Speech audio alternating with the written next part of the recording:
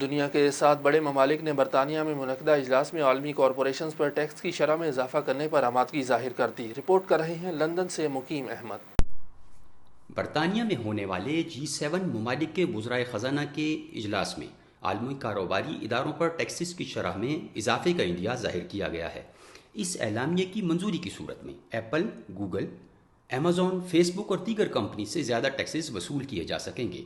برطانیہ، امریکہ اور دیگر 5 ترقی یافتہ ممالک بڑے کاروباری اداروں سے کارپوریٹ ٹیکس کی مد میں کم از کم 15% کی شرح سے وصولی کریں گے۔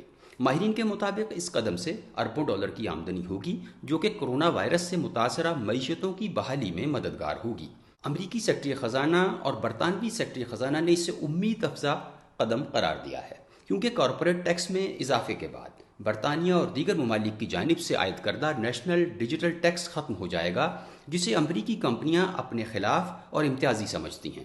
اس اعلامیے کی حتمی منظوری G20 ممالک کے اگلے ماہ وینس میں ہونے والے اجلاس میں دی جائے گی، جس میں دیگر ممالک بھی شریک ہوں گے۔ یاد رہے کہ دنیا کے امیر ممالک بڑی کمپنیوں اور عالمی کاروباری اداروں کو پرکشش مراعات اور کم ٹیکسز کا لالچ دے کر سرمایہ کاری کراتے ہیں تاکہ ان کے ممالک میں شہریوں کو روزگار مل سکے۔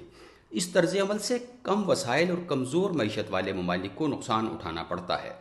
دیکھنا یہ ہے کہ کیا بڑی طاقتیں اگلے ماہ G20 کے اجلاس میں کسی واضح، غیر جانبدارانہ اور متوازن کارپوریٹ ٹیکس پالیسی پر متفق ہوتی ہیں یا نہیں۔ مقیم احمد، سٹی نیوز، لندن۔